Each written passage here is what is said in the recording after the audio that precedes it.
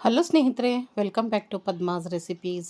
ಸ್ನೇಹಿತರೆ, ಇವತ್ತಿನ ರೆಸಿಪಿಯಲ್ಲಿ ನಮ್ಮ ಉತ್ತರ ಕರ್ನಾಟಕದ ಒಂದು ಅದ್ಭುತವಾದ ಒಂದು ರೆಸಿಪಿನ ತೊಗೊಂಡು ಬಂದೇನಿ. ಯಾವುದೇ ಒಂದು ಕಾರ್ಯಕ್ರಮ ಆಗಲಿ, ಫಂಕ್ಷನ್ ಆಗಲಿ, ಸೀಮಂತ ಆಗಲಿ, ಬುತ್ತರೊಟ್ಟಿ ಹಂಚೋದಾಗಲಿ, ಮದುವೆ ಮನೆಯದಾಗಲಿ, ಇಲ್ಲ ಎಲ್ಲಾದರೂ ಊರಿಗೆ ಹೊಂಟೆಪ್ಪ ಬುತ್ತಿ ಕಟ್ಟಬೇಕಂದ್ರಾಗಲಿ ಈ ಒಂದು ರೆಸಿಪಿ ನಮಗೆ ಇರಲೇಬೇಕು. ಯಾಕಂದರೆ ಇದು ಅಷ್ಟೊಂದು ರುಚಿಯಾಗಿ ಬರ್ತೈತಿ. ಕೊರದ ಹಿಟ್ಟಿನ ಪಲ್ಯ ಅಂತ ಕರಿತೀವಿ ನಾವು ಇದಕ್ಕೆ. ಸೊ ಬರ್ರಿ, ಹಾಗಿದ್ರೆ ನಾನು ಮಾಡಾಕತ್ತಿದ್ದೆ ನಿಮ್ಮೆಲ್ಲರ ಜೊತೆ ಶೇರ್ ಮಾಡಾಕತ್ತೀನಿ. ಅದಕ್ಕೆ ಏನು ಬೇಕಪ್ಪ ಅನ್ನೋದನ್ನು ನೋಡ್ಕೊಂಬಂದ್ಬಿಡೋಣ. ಮೊದಲಿಗೆ ಒಂದು ಬೌಲ್ ಹಸಿಬೇಳೆ ಹಿಟ್ಟು ಅಂತೀವಿ ನಾವು, ಕಡಲೆ ಹಿಟ್ಟು, ಬಜ್ಜಿ ಬೋಂಡ ಏನೆಲ್ಲ ಮಾಡ್ತೀವಲ್ಲ ಅದೇ ಹಿಟ್ಟನ್ನು ಒಂದು ಬೌಲ್ ತೊಗೊಂಡಿದ್ದೀನಿ. ಅದಕ್ಕೆ 2 ಉಳ್ಳಾಗಡ್ಡಿನ ಸಣ್ಣಗೆ ಕಟ್ ಮಾಡಿ ತೊಗೊಂಡು, ಒಂದು ಗರಿಯಷ್ಟು ಕರಿಬೇವನ್ನು ಕೂಡ ತೊಗೊಂಡಿದ್ದೀನಿ. ಇದಕ್ಕೆ ಕರಿಬೇವು ಬೇಕೇ ಬೇಕು, ಘಮ ಚೆನ್ನಾಗಿ ಬರ್ತೈತೆ ಅದಕ್ಕೋಸ್ಕರ. ಮತ್ತು ಇದಕ್ಕೇನಪ್ಪ ಅಂದ್ರೆ ಹಸಿ ಖಾರ ಬೇಕು ರೀ. ನಮ್ಮ ಕಡೆ ಭಾಗದಾಗ ಹಸಿ ಖಾರ ಕಂಪಲ್ಸರಿ ಎಲ್ಲರ ಮನೆಗೆ ಇದ್ದೇ ಇರ್ತೈತೆ ಅಂತ ಹೇಳ್ತಾ ಇರ್ತೀನಿ ನಾನು. ಮತ್ತು ಆ ರೆಸಿಪಿ ಕೂಡ ಆಲ್ರೆಡಿ ನಾನು ಶೇರ್ ಮಾಡಿದ್ದೆ ಇದ್ದಿ. ಏನಪ್ಪ ಹಸಿ ಖಾರ ಅಂದ್ರೆ ಹಸಿಮೆಣ್ಸಿನ್ಕಾಯಿ, ಜೀರಿಗೆ, ಬೆಳ್ಳುಳ್ಳಿ, ಶುಂಠಿ ಚೆನ್ನಾಗಿ ಹುರಿದ್ಬಿಟ್ಟು ಸ್ವಲ್ಪ ಉಪ್ಪು ಹಾಕಿ ಪೇಸ್ಟ್ ಮಾಡಿರುವಂಥದ್ದು, ಅದನ್ನು ತೊಗೋಬೇಕಾಗ್ತೈತಿ. ಹಸಿ ಖಾರನ ಬಳಸುವಂಥದ್ದು ಇದಕ್ಕೆ. ಅದ್ರ ಜೊತೆಗೆ ಒಂದಿಷ್ಟು ಅಂದ್ರೆ ಒಂದು ಸಣ್ಣ ನಿಂಬೆ ಗಾತ್ರದ ಹುಣಸೆ ಹಣ್ಣನ್ನು ನೆನೆಸಿ ಅದರ ರಸ ಕೂಡ ತೊಗೊಂಡಿದ್ದೀನಿ. ಹುಣಸೆ ಹಣ್ಣು ಅಂದಮೇಲೆ ಬೆಲ್ಲ ಕೂಡ ಬೇಕು, ಸ್ವಲ್ಪ ಬೆಲ್ಲ, ಹಾಗೆ 1 ಸ್ಪೂನಷ್ಟು ಧನಿಯಾ ಪೌಡರು, ಮತ್ತು ಅರಿಶಿನ, ಉಪ್ಪು, ಮತ್ತು ಒಗ್ಗರಣೆಗೆ ಎಣ್ಣೆ ಕೂಡ ಬೇಕು. ಒಗ್ಗರಣೆಗೆ ಜೀರಿಗೆ, ಸಾಸಿವೆ ಅದು ಕೂಡ ಬೇಕು. ಹಾಗೆಯೇ ಕೊತ್ತಂಬರಿ ಸೊಪ್ಪು, ಅದನ್ನು ಕೂಡ ಸ್ವಚ್ಛಕ್ಕೆ ತೊಳೆದು ಸಣ್ಣಗೆ ಕಟ್ ಮಾಡಿ ಇಟ್ಕೊಂಡಿದ್ದೀನಿ. ಇದಿಷ್ಟು ಸಾಮಗ್ರಿಗಳು ಬೇಕಾಕ್ಕವು. ಸೊ ಬರ್ರಿ, ಹಾಗಿದ್ರೆ ಮಾಡೇ ಬಿಡೋಣಂತ. ಇದಕ್ಕೇನೈತಲ್ಲ, ಒಂದು ಸ್ವಲ್ಪ ಈ ರೀತಿ ದಪ್ಪ ತಳ ಇರುವಂಥ ಒಂದು ಪಾತ್ರೆನ ತೊಗೋರಿ. ಮತ್ತು ಅಗಲಿರುವಂಥದ್ದನ್ನು ತೊಗೋಬೇಡ್ರಿ. ಈ ಥರ ಒಂಥರ ಚೆನ್ನಾಗಿರುವಂಥ ಒಂದು ಗುಂಡೆ ಪಾತ್ರೆ ಅಂತವಲ್ಲ ಆ ಥರದ್ದು ತೊಗೋರಿ, ತಿರುವಲಿಕ್ಕೆ ಸಮ ಆಗ್ತೈತಿ. ಸೊ ಇದಕ್ಕೇನೈತಲ್ಲ, ನಾನು ಒಂದು 2-3 ಸ್ಪೂನಷ್ಟು ಎಣ್ಣೆ ಕೂಡ ಹಾಕಿದೆ. ಎಣ್ಣೆ ಕಾದಾದ ನಂತರ ಸಾಸಿವೆ ಮತ್ತು ಜೀರಿಗೆ ಹಾಕಿ ಚೆನ್ನಾಗಿ ಸಿಡ್ದಾದ ನಂತರ ನಾವೇನು ಹೆಚ್ಚಿಟ್ಕೊಂಡಿದ್ವಿ ಉಳ್ಳಾಗಡ್ಡಿ ಮತ್ತು ಕರಿಬೇವು ಎರಡೂ ಕೂಡ ಹಾಕಿ ಚೆನ್ನಾಗಿ ಇದನ್ನು ಸ್ವಲ್ಪ ಫ್ರೈ ಮಾಡ್ಕೊಳ್ಳೋಣ. ಈ ಒಂದು ರೆಸಿಪಿಗೆ ಟೊಮೆಟೊ ಹಾಕೋದಲ್ಲ, ಟೊಮೆಟೊ ಬದಲಾಗಿ ನಾವಿಲ್ಲೇ ಹುಣಸೆ ರಸನ ಬಳಸಬೇಕಾಗ್ತೈತಿ. ಅದ ಮೇನ್ ಇದಕ್ಕೆ ಟೇಸ್ಟ್ ಕೊಡೋದು ಅಂತ ಹೇಳ್ಬೋದು ಸ್ನೇಹಿತರೆ. ಮತ್ತು ಒಂದು ಸ್ವಲ್ಪ ಇಂಗನ್ನು ಹಾಕ್ಕೊಳ್ತಾ ಇದ್ದೀನಿ, 1-2 ಚಿಟಿಕೆ ಅನ್ಬೋದು. ಇಂಗಿನ ಪೌಡರ್ ಹಾಕ್ಕೊಂಡು ಅದನ್ನು ಕೂಡ ಚೆನ್ನಾಗಿ ಮಿಕ್ಸ್ ಮಾಡ್ಕೊಳ್ಳೋಣ. ನೋಡ್ತಾ ಇದ್ರಲ್ಲ. ಆಮೇಲೆ ಇದಕ್ಕೊಂಚೂರು ಎಣ್ಣೆ ಮುಂದಂತಲೇ ಹೇಳ್ಬೋದು. ನಾರ್ಮಲಾಗಿ ಹಾಕೋಕ್ಕಿಂತ 1 ಸ್ಪೂನ್ ಹೆಚ್ಚಿಗೆ ಎಣ್ಣೆನ ಹಾಕ್ಕೋಬೇಕಾಗ್ತೈತಿ.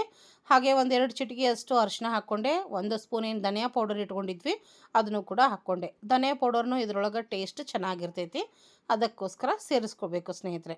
ಅದನ್ನು ಕೂಡ ಚೆನ್ನಾಗಿ ಬಾಡಿಸಿ ಆದ ನಂತರ ಏನು ಹಸಿ ಖಾರ ಇಟ್ಕೊಂಡಿದ್ವಿ ಫುಲ್ 2 ಸ್ಪೂನಷ್ಟು ಹಾಕ್ಕೋಬೇಕು. ಈ ಒಂದು ಹಿಟ್ಟಿನ ಪಲ್ಯ ಹುಳಿ, ಉಪ್ಪು, ಖಾರ ಬಾಯಿ ತುಂಬ ಇರಬೇಕಂತಾರಲ್ಲ ಆ ಥರ ಸಪ್ಪೆ ಸಪ್ಪೆ ಮಾಡಬಾರ್ದು.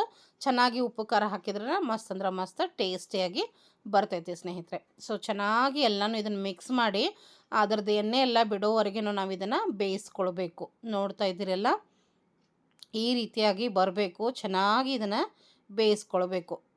ಇನ್ನೊಂದು ಚೂರು ಕೈ ಆಡಿಸಿ ಚೆನ್ನಾಗಿ ಇದನ್ನು ನಾವು ಬೇಯಿಸ್ಕೊಳ್ಬೇಕು. ನಾವು ಒಗ್ಗರಣೆನ ಎಷ್ಟು ಚೆನ್ನಾಗಿ ಬೇಯಿಸ್ಕೊಳ್ತೀವಿ ನಮಗೆ ವಡೆಗಳ ಜುನುಕದ ವಡೆ ಅಷ್ಟೇ ಚೆನ್ನಾಗಿ ಬರ್ತಾವೆ, ಅಂದ್ರೆ ರುಚಿಯಾಗಿ ಬರ್ತಾವೆ ಅಂತ ಹೇಳ್ಬೋದು.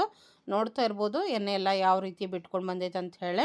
ಸೊ ಈಗೇನು ಹುಣಸೆ ರಸ ಎತ್ತಿಟ್ಕೊಂಡಿದ್ವಿ ಆ ಹುಣಸೆ ರಸದಲ್ಲಿ ಅರ್ಧ ಭಾಗದಷ್ಟು ಹಾಕ್ಕೊಳ್ತೀನಿ, ನೋಡ್ಕೊಂಡು ಹಾಕ್ಕೋಬೇಕು ಅಷ್ಟೇ. ಹಾಕ್ಕೊಂಡು ಹಾಗೇ 1 ಸ್ಪೂನಷ್ಟು ಬೆಲ್ಲ ಕೂಡ ನಾನಿಲ್ಲೇ ಸೇರಿಸ್ಕೊಂಡೆ. ಈಗೇನೈತಿ ಸಣ್ಣ ಉರಿ ಇಟ್ಟು 1-2 ನಿಮಿಷ ಇದನ್ನು ಮುಚ್ಚಿ ಬೇಯಿಸ್ಕೊಳ್ಳೋಣ. ನೋಡಿರಿ ಎಣ್ಣೆ ಎಲ್ಲ ಯಾವ ರೀತಿ ಮ್ಯಾಲೆ ಬಂದೈತೆ ಅಂತ ಹೇಳಿ, ಅಂದ್ರೆ ಚೆನ್ನಾಗಿ ಒಗ್ಗರಣೆ ರೆಡಿ ಆಗೈತಂತ ಅರ್ಥ ಸ್ನೇಹಿತರೆ. ಮಸ್ತ್ ಅಂದ್ರೆ ಮಸ್ತ್ ಘಮ ಘಮ ಅಂತಿರ್ತೈತಿ. ಕರಿಬೇವು, ಹುಣಸೆ ಹಣ್ಣಿನ ಒಂದು ಫ್ಲೇವರ್ ಮಸ್ತ್ ಬರ್ತಿರ್ತೈತಿ ಈ ಟೈಮಲ್ಲೇ. ಸೊ ನಾವೀಗ ಇದಕ್ಕೆ ನೀರನ್ನು ಹಾಕ್ಕೋಬೇಕು. ಎಷ್ಟು ನೀರು ಹಾಕ್ಕೋಬೇಕು? ನಾವು 1 ಬೌಲ್ ಹಿಟ್ಟನ್ನು ತೊಗೊಂಡಿದ್ವಲ್ಲ, ಸೊ 1.5 ಬೌಲಷ್ಟು ನಾವಿಲ್ಲೇ ನೀರನ್ನು ಸೇರಿಸ್ಕೊಳ್ಬೇಕು. 1 ಮತ್ತು ಅರ್ಧ ನೀರನ್ನು ಇಲ್ಲೇ ನಾವು ಹಾಕ್ಕೋಬೇಕಾಗ್ತೈತಿ.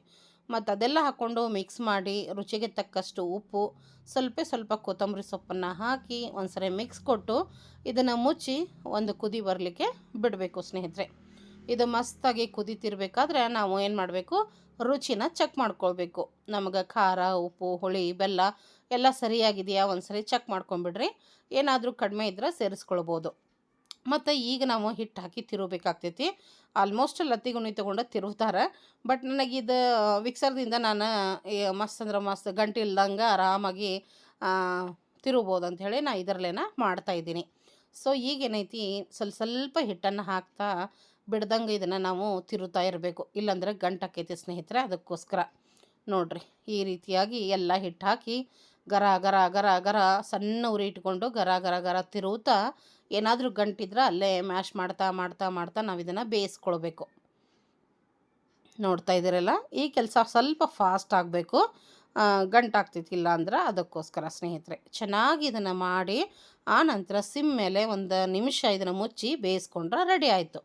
ಅದೊಂದು ಸ್ವಲ್ಪ ರೆಡಿ ಆಗೋ ಮಟ್ಟ, ತಣ್ಣಗಾಗೋ ಮಟ್ಟ ಅಥವಾ ಉಮ್ಗೊಳ್ಳೋ ಮಟ್ಟ ಅಂತೀವಲ್ಲ, ನಾವೀಗ ಅದನ್ನು ಕೊರಿಲಿಕ್ಕೆ ಹಾಕಬೇಕಲ್ರಿ. ಅದಕ್ಕೊಂದು ಪರಾತ್ ತೊಗೊಂಡು ಪರಾತದ ಹಿಂದಿನ ಭಾಗ ಏನೈತಿ ನೀಟಾಗಿ ಒರೆಸಿ ಒಂದು ಸ್ವಲ್ಪ ಎಣ್ಣೆನ ಸವರಿ ಇಟ್ಕೊಳ್ಬೇಕು. ಯಾಕಂದ್ರೆ ನಾವು ಮಾಡಿದಂಥ ಹಿಟ್ಟಿನ ಪಲ್ಯ ಏನೈತಿ ಇದ್ರ ಮೇಲೆ ಹಾಕಿ ನಾವು ಸ್ಪ್ರೆಡ್ ಮಾಡಬೇಕಾಗ್ತೈತಿ. ಆ ನಂತರ ತಣ್ಣಗಾದ ನಂತರ ಅದನ್ನು ನಾವು ಕೊರಿಬೇಕಾಗ್ತೈತಿ. ಸೊ ಕೊರದ ಹಿಟ್ಟಿನ ಪಲ್ಯ ಇದು, ಬರೀ ಹಿಟ್ಟಿನ ಪಲ್ಯ. ನಾವು ಅಲ್ಲಿ ತಟ್ಟೆಗೆ ಹಾಕಿ ನಮ್ಗೆ ಯಾವ ಬೇಕು ಸೈಜು ಶೇಪಲ್ಲೇ ನಾವು ಕಟ್ ಮಾಡ್ಕೊಂಡ್ರೆ ಕೊರದ ಹಿಟ್ಟಿನ ಪಲ್ಯ. ಸೊ ಅದನ್ನು ಕಟ್ ಮಾಡಿದ್ರೆ ಬಡಿಸ್ಲಿಕ್ಕೆ ಮತ್ತು ಈ ಥರ ಬುತ್ತರೊಟ್ಟಿ ಹಂಚೋದಂತ ಹೇಳ್ತೀವಿ ನಾವು ಮದುವೆ ಆಗಿ ಹೊಸ್ದಾಗಿ ಹೋದಾಗ, ಇಲ್ಲ ಅಂದ್ರೆ ಕುಬ್ಸೋದು ಟೈಮ್ನಾಗ ಈ ಥರ ಎಲ್ಲ ಅಡುಗೆ ಎಲ್ಲ ಮಾಡ್ಕೊಂಡು ಹೋಗ್ತೀವಿ. ಸೊ ಯಾವುದಾದ್ರೂ ಪಲ್ಯ ಮಾಡಿರಿ ಮಾತ್ರ ಇದಂತೂ ಕಂಪಲ್ಸರಿ ಇದ್ದೇ ಇರ್ತೈತಿ ನಮ್ಮ ಕಡೆ ಭಾಗದೊಳಗೆ. ಸೊ ನೀವು ಕೂಡ ಟ್ರೈ ಮಾಡಿರಿ, ಡಿಟೇಲಾಗಿ ಮತ್ತು ಸಿಂಪಲ್ಲಾಗಿ ಹೇಳ್ಕೊಟ್ಟೀನಿ. ಮಸ್ತ್ ಅಂದ್ರೆ ಮಸ್ತ್ ಟೇಸ್ಟಿಯಾಗಿ ಬರ್ತೈತಿ. ನೀವು ಕೂಡ ಟ್ರೈ ಮಾಡಿ ರೆಸಿಪಿ ಹೆಂಗೆ ಬಂತಂತ ನನಗೆ ತಿಳಿಸ್ಬೋದು. ಮತ್ತು ನಾನಿಲ್ಲಿ ಕಡಲೆ ಹಿಟ್ಟಿಂದ ಯಾಕೆ ಹೇಳ್ಕೊಟ್ಟಿನಪ್ಪ ಅಂದ್ರೆ ಈ ಕೊರದ ಹಿಟ್ಟಿನ ಪಲ್ಯ ಅಂತಲೇ ನಾವು ಗಿರ್ನಿಗೆ ಹಾಕಿಸಿಟ್ಟಿರ್ತೀವಿ. ಅದನ್ನು ಇದನ್ನೇ ಯಾಕೆ ಹೇಳ್ಕೊಟ್ಟಿನಿ ಅಂದರೆ ಈ ಹಿಟ್ಟು ಎಲ್ಲರ ಮನೆಯಲ್ಲೂ ಅವೈಲೇಬಲ್ ಇರ್ತೈತಿ. ಸೊ ಈಸಿಯಾಗಿ ಎಲ್ಲರೂ ಮಾಡ್ಕೊಳ್ಬೋದು ಅಂಥೇಳಿ. ಮತ್ತು ಈ ಹಿಟ್ಲೇನು ಮಸ್ತ್ ಅಂದ್ರೆ ಮಸ್ತ್ ರುಚಿಯಾಗಿ ಬರ್ತೈತೆ. ಅದಕ್ಕೋಸ್ಕರ ಸ್ನೇಹಿತರೆ, ಸೊ ನಾವು ನೋಡಿರಿ ಹಿಟ್ಟನ್ನು ತಟ್ಟೆ ಮೇಲೆ ಹಾಕಿದ್ವಿ, ಆಮೇಲೆ ನೀಟಾಗಿ ಸ್ಪ್ರೆಡ್ ಮಾಡಿ ಅದನ್ನು ಸ್ವಲ್ಪ ನೋಡಿರಿ ಈ ಥರ ಅಲಂಕಾರ ಮಾಡಬೇಕು. ಕೊತ್ತಂಬರಿ ಸೊಪ್ಪು ಕೊಬ್ಬರಿಯಿಂದ ಹಾಕಿ ಅಲಂಕಾರ ಮಾಡಿ ಇದನ್ನು ಒಂದು 5-10 ನಿಮಿಷ ಸ್ವಲ್ಪ ಆರಲಿಕ್ಕೆ ಬಿಡಬೇಕು ಸ್ನೇಹಿತರೆ. ಅದಾದಮೇಲೆ ಆರಿರ್ತೈತಿ. ಆರಿದ ಮೇಲೆ ನಾವು ಇದನ್ನು ಕಟ್ ಮಾಡ್ಕೊಳ್ಬೇಕು. ಹಿಂಗೇನು ಊಟ ಮಾಡ್ಬೋದು, ಮನ್ಯಾಗಾದರೆ ಹಿಂಗೇನೂ ಊಟ ಮಾಡ್ಬೋದು ಮಾಡ್ಕೊಂಡು. ಬಟ್ ಕಟ್ ಮಾಡಿದ್ರೆ ಚೆನ್ನಾಗಿರ್ತೈತಿ, ನೋಡಲಿಕ್ಕೂ ಚೆನ್ನಾಗಿರ್ತೈತಿ, ತಿನ್ನೋಕೆ ಇನ್ನೂ ಕೂಡ ಚೆನ್ನಾಗಿರ್ತೈತಿ. ಅದಕ್ಕೋಸ್ಕರ ನಿಮಗೆ ಯಾವ ಶೇಪ್ ಬೇಕು ಮತ್ತು ಯಾವ ಸೈಜಲ್ಲಿ ಬೇಕು ಆ ಥರ ನೀವು ಕಟ್ ಮಾಡ್ಕೊಳ್ಬೋದು. ಮನೆಯಾಗೆ ಒಂದು ಚಾಕು ಇದ್ರೆ ಅದರಲ್ಲೇನು ಕಟ್ ಮಾಡ್ಕೊಳ್ಬೋದು, ಇಲ್ಲಾಂದ್ರೆ ಈ ಥರ ಒಂದು ಪಿಜ್ಜಾ ಕಟರ್ ಇದ್ರೆ ಅದರಲ್ಲೇನೋ ಈಸಿ ಆಗ್ತೈತಿ, ಅದರಲ್ಲೇನೋ ಕಟ್ ಮಾಡ್ಕೊಳ್ಬೋದು. ಸೊ ನಾನೀಗ ಕಟ್ ಮಾಡ್ತೇನೆ ನೋಡಿರಿ. ಅತಿ ದೊಡ್ಡ ಸೈಜು ಅಲ್ಲ, ಅತಿ ಸಣ್ಣ ಸೈಜು ಅಲ್ಲ, ಸ್ಕ್ವೇರ್ ಶೇಪ್ ಒಳಗೆ ನಾನು ಮೀಡಿಯಮ್ ಇದ್ರೊಳಗನ ಕಟ್ ಮಾಡ್ತೇನೆ ನೋಡಿರಿ. ಸೊ ನೋಡ್ತಾ ಇದ್ದೀರಲ್ಲ, ಈಸಿಯಾಗಿ ಬರ್ತೈತಿ, ಏನಿಲ್ಲ. ಯಾಕಂದ್ರೆ ನಾವು ಚೆನ್ನಾಗಿ ಅದನ್ನು ಹಿಟ್ಟಿನ ಪಲ್ಯನ ಮಾಡಿರ್ತೀವಲ್ಲ, ಯಾವುದೇ ಗಂಟು ಇರೋಂಗಿಲ್ಲ, ಏನಿರೋಂಗಿಲ್ಲ. ಮತ್ತು ಚೆನ್ನಾಗಿ ಸ್ಪ್ರೆಡ್ ಕೂಡ ಮಾಡಿರ್ತೀವಿ ಮತ್ತು ತಣ್ಣಗಾಗಿರ್ತೈತಿ.